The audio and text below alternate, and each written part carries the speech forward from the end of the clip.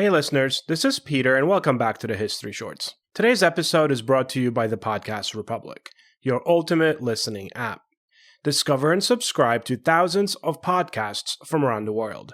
Download Podcast Republic today, available on Google Play and the Apple App Store. Today on History Shorts. How many times can one man be shot, blown up, blinded, written off, and still come back for more? Adrian Carton de Wiart didn't just survive war, he seemed to offend it. Shot through the face, shot through the stomach, blinded in one eye, his hand shattered so badly that he tore off his own fingers, survived plane crashes, escaped a prisoner of war camp, fought in 3 major wars across 4 continents, and through it all, he remained oddly cheerful, even amused by the whole thing. Today we talk about Adrian Carton de Wiart, the man often called history's most unkillable soldier, and why his life reads less like a biography and more like a challenge to fate itself. We finish with the history brief and some unexpected anecdotes about American history.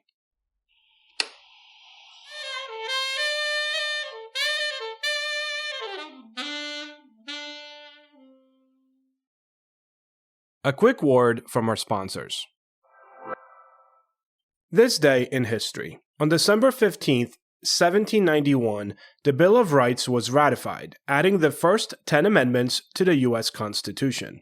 These guarantees, including freedom of speech, religion, and due process, became the bedrock of American civil liberties. On December 15th, 1939, the epic film Gone with the Wind premiered in Atlanta. Lavish and controversial, the movie became a cultural phenomenon, shaping popular memory of the Civil War and Reconstruction for generations. Story of the day. Adrian Carton de Wiart was born in 1880 into wealth, ambiguity, and unanswered questions. His father was a successful international lawyer. His mother died young. Even his nationality was unclear. Belgian by birth, British by allegiance, European by upbringing. None of that mattered much to him, though. What mattered was war. When the Second Boer War broke out in 1899, Carton de Wiart was supposed to be studying at Oxford. Instead, he lied about his age, adopted a false name, and enlisted into the British Army. He was just 19. It was a decision that would define the next 50 years of his life. The Boer War was brutal, mobile, and unforgiving, a far cry from romantic visions of empire. Disease killed more soldiers than bullets. Guerrilla warfare was relentless. Carton de Wiart nearly died almost immediately. He was shot in his stomach and groin, wounds that at the turn of the century were often fatal. Infection alone could kill. Surgery was crude. Anesthesia was limited. He survived. After months of recovery, he returned to service, already marked by scars, already convinced of something most people never learn. He actually liked war.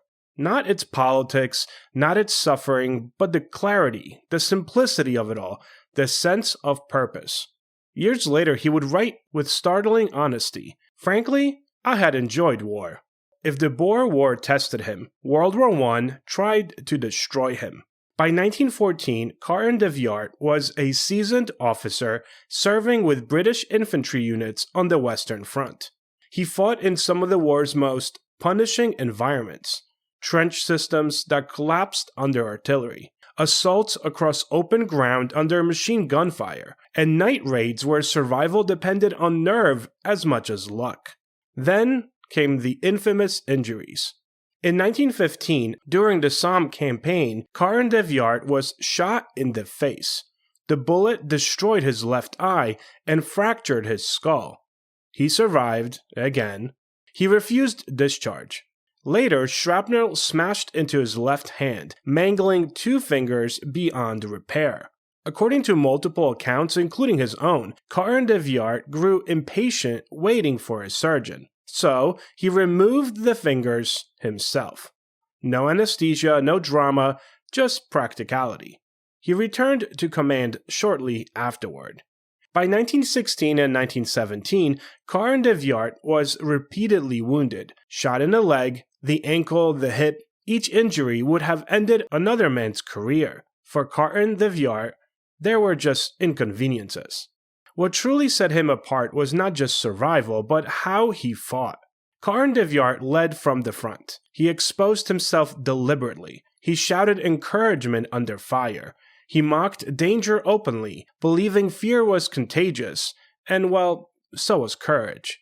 During the Battle of the Somme, when his battalion was pinned down, he reportedly stood up under fire and yelled, "Do you want to live forever?" For his actions in 1916, he was awarded the Victoria Cross, Britain's highest military honor, for extraordinary bravery and leadership under fire. By the end of the war, he had been wounded so many times that doctors just lost count. One eye, one mostly functional hand, a body held together by scars. After World War I, many veterans struggled with civilian life. Carton de Wiart struggled with peace. He served in various imperial postings, played polo aggressively, hunted, traveled, and cultivated an image that was equal parts aristocrat and indestructible relic. He seemed carved out of a different century. And then came World War II. He was nearly 60 years old, but he volunteered anyway. Early in the war, Carton de Wiart was sent on a diplomatic mission to Poland. En route, his plane crashed into the Mediterranean off the coast of Italy. He survived. Captured by Italian forces, he was sent to a prisoner of war camp. Many prisoners accepted captivity as inevitable.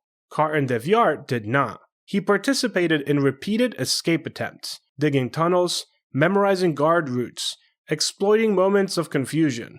Eventually, he escaped dressed as an Italian laborer and made it into the countryside. He was, however, recaptured. The Italians, fully aware of who they were dealing with, eventually decided that holding him was more trouble than it was worth. He was released in a prisoner exchange. Even captivity had failed for him. In one of history's strangest twists, Carton de Wiart was later sent to China as a British liaison to Chiang Kai-shek during the war against Japan. By now, he was missing an eye, several fingers, and carried injuries spanning 4 decades. And yet, he conducted diplomacy with the same blunt confidence that he brought to battle. He was not subtle at all, he was not cautious, and he was not easily intimidated. In an era of fragile alliances, his sheer presence carried a lot of weight. By the end of World War II, Adrian Carton de Wiart belonged to a vanished world, you might say, one shaped by empire, duty, and personal endurance. He did not apologize for war, nor did he romanticize the suffering. He simply accepted it. Carton de Wiart lived to 83 years old. That fact alone is quite astonishing.